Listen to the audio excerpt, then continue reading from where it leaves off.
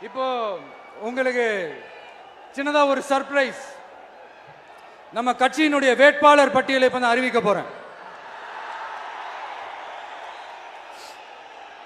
மதுரை கிழக்கு வேட்பாளர் விஜய். இன்னும் முடிக்கல ஒரு நிமிஷம், இன்னும் முடிக்கல. மதுரை மேற்கு வேட்பாளர்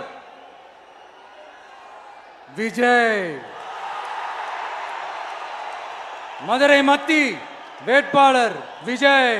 மதுரை தெற்கு வேட்பாளர் விஜய். மதுரை வடக்கு வேட்பாளர் விஜய்.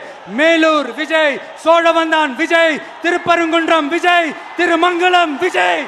உசிலம்பட்டி விஜய்.